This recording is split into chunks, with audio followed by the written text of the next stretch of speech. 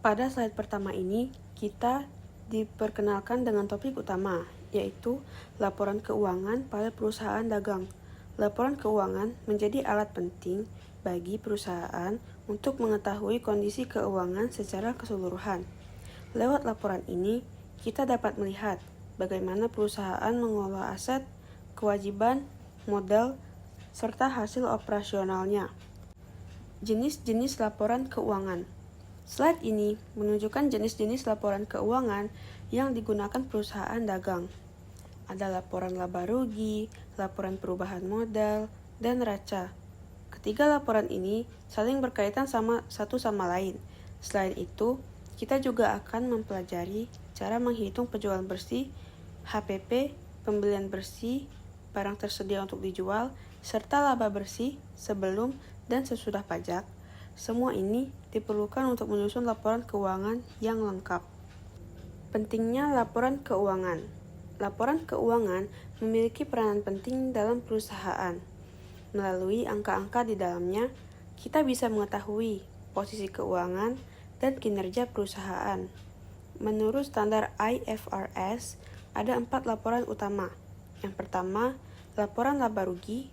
Kedua, laporan perubahan modal. Ketiga, neraca. Dan yang terakhir, laporan arus kas. Semua laporan ini akan memberikan gambaran menyeluruh tentang kondisi perusahaan. Slide ini menjelaskan cara menghitung penjualan bersih dan pembelian bersih. Untuk penjualan bersih, kita mengurangi retur penjualan dan potongan penjualan dari total penjualan. Sedangkan pembelian bersih dihitung dari pembelian ditambah beban angkut, lalu dikurangi retur dan potongan pembelian. Perhitungan ini penting karena menjadi dasar untuk menghitung HPP dan laba perusahaan. Konsep laporan keuangan. Kemudian, kita masuk ke perhitungan BTUP dan HPP.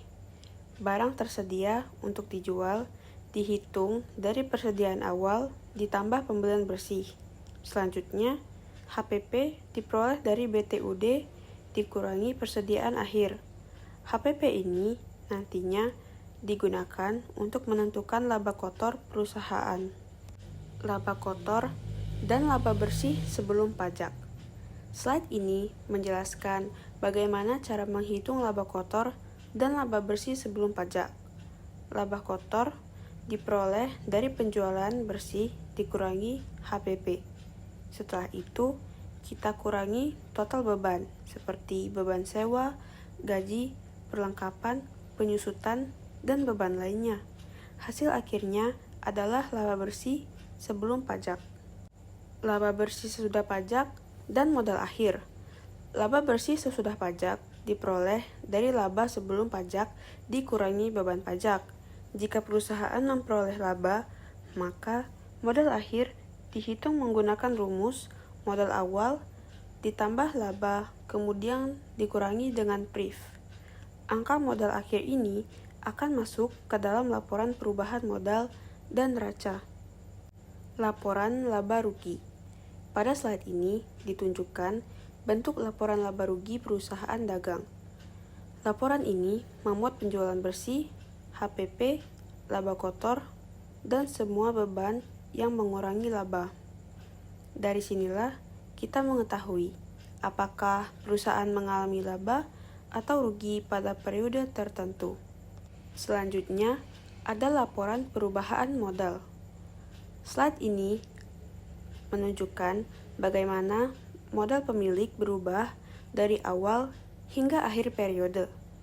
Perubahan tersebut berasal dari laba bersih dan PRIF. Jika perusahaan mendapatkan laba, modal akan meningkat. Sebaliknya, PRIF akan mengurangi modal. Yang terakhir, neraca aktiva sama dengan pasiva. Pada neraca ini ditampilkan perhitungan total aktiva.